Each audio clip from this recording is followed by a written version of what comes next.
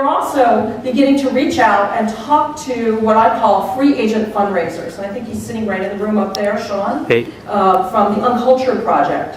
Now, free agents, how many of you know what a free agent is?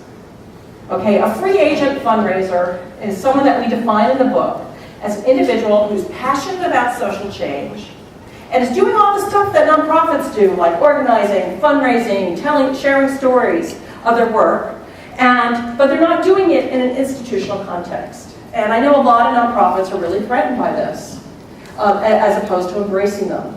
So Wendy has, and the Red Cross has been able to begin a conversation with some free agents about how they can turn them into super volunteers.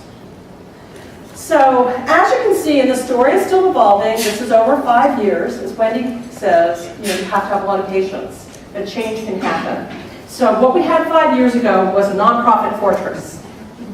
Okay? You know what a nonprofit fortress is? Okay. In the book, we describe it as a nonprofit that locks everything down. They don't want to work with outsiders. They have 3 days of internal planning, and it's just the staff in the room. They want to control the message. They want to make sure everything's on message.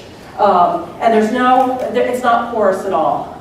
So the transition that needs to happen, and I used to ask in sessions like this, how many work for fortresses? And no one wants to raise their hand. Okay? So I stopped asking. But if you're working in a fortress, you know it. And the idea is to change from the fortress to an unfortress.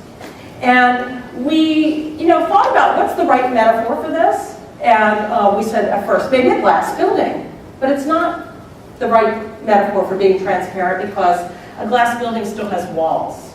So we came up with the idea of a sponge, and I'm not going to even attempt to pronounce the Latin name. It sounds like some weird device. But sponges, the way they work is they anchor themselves on the ocean floor, and they're able to dig down and get nutrients, bring them in, and let the bad stuff out.